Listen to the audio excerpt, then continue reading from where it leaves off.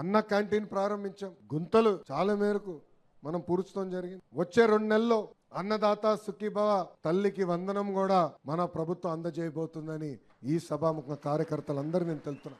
గతంలో కూడా సంక్షేమం చేశాం, గతంలో కూడా అభివృద్ధి చేశాం. కానీ 1989లో కూడా ఓడిపోయాం, 2004లో ఓడిపోయాం, 2019లో ఓడిపోయాం. దానికి ఒక కారణం ఉంది. ఆ జబ్బు పేరేంటో తెలుసా? అలక. ఒక కుటుంబంలో మనందరం ఉంటాం. ఆ కుటుంబంలో మనం అనుకున్న నిర్ణయాలు అవ్వకపోవచ్చు. అలాగే ఒక రోజు పడుకుంటాం, కానీ 2వ రోజు మనం అందరం కూర్చుని భోంచేసుకుంటాం, చేసుకుంటాం, కలిసికట్టుకు వెళ్తాం. నేను పార్టీ ఆవిర్భావ సభలో నేను మాట్లాడా. ఆనాడే చెప్పా, జగన్ గారితో నేను ఎంత పోరాడానో 3 రెట్లు ఎక్కువ నేను తెలుగుదేశం పార్టీలో పోరాడుతున్నాను చెప్పా. ఆనాడే చెప్పా, పార్టీలో సంస్కరణలు తీసుకురావాలంటే నేను చాలా కష్టపడుతున్నా అని చెప్పా. సో పార్టీలో అనేక నిర్ణయాలు తీసుకుంటాం, పాలిట్ బ్యూరోలో అనేక నిర్ణయాలు తీసుకుంటాం. నేను అనుకున్న నిర్ణయాలే అయి ఉండవు. అయినా కూడా గౌరవ జాతీయ అధ్యక్షుల వారు పాలిట్ బ్యూరో కలిసికట్టుగా నిర్ణయం తీసుకున్నప్పుడు శిరసు వంచి అమలు చేస్తాను. ఒకవేళ ఆ నిర్ణయం మన సిద్ధాంతాలు కానివ్వండి, కార్యకర్తలకు విరుద్ధంగా ఉంది, వ్యతిరేకంగా ఉందనుకుంటే నేను ఇంట్లో పడుకోను, మాట్లాడతా, సీనియర్ని కలుస్తా, జూనియర్ని కలుస్తా. లేదు ఇది కరెక్ట్ కాదేమో, ఏదోటి చేయాలి, దీన్ని ఎట్ట చేయాలి రాబోయ్ అని మాట్లాడతా. ఇది మీరందరూ తెలుసుకోవాల్సింది, మనందరం నేర్చుకోవాల్సింది. అంతేగాని పరుపాటును వెళ్ళి అలిగి ఇంట్లో పడుకుంటే 2019 నుంచి 24 వరకు చూసాం ఎంత ఇబ్బంది పడ్డామండి. చంద్రబాబు నాయుడు గారిని బయటికి రానిలేదు. చంద్రబాబు నాయుడు గారిని 53 రోజులు జైలుకి పంపించారు. మీ లోకేష్ పైన 23 కేసులు పెట్టారు. ఆనాడే చెప్పారు, తగ్గేదే లేదురా భయ్.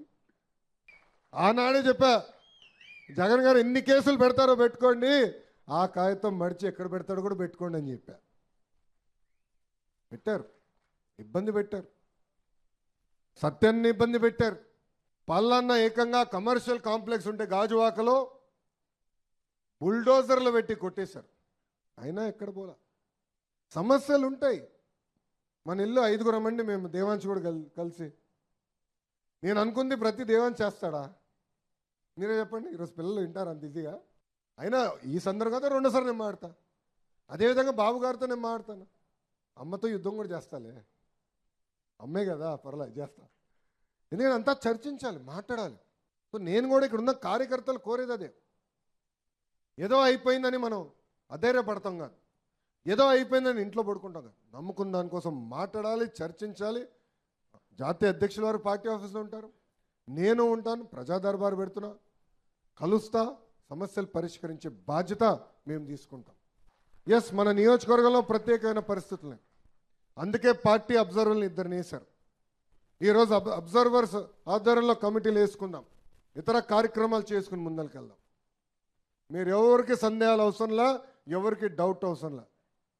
ప్రతి విషయం గౌరవ ముఖ్యమంత్రి చంద్రబాబు నాయుడు గారికి తెలుసు. ప్రతి నెల ఆయన ప్రతి నియోజకవర్గం రివ్యూ చేస్తున్నారు. ప్రతి నెల ప్రతి మంత్రిని గౌరవ ముఖ్యమంత్రి గారు లంచ్ పెట్టి కలుస్తున్నారు, భోజనం పెట్టి కలుస్తున్నారు. నేను అనగాని సత్యప్రసాద్ గారిని కలిసినప్పుడు ఆయన కిందున్న నియోజకవర్గాల వారిగా చదివింపించారు. ఏం జరుగుతుంది, ఇక్కడ ఏం చేయాలి, అక్కడ ఏం చేయాలని.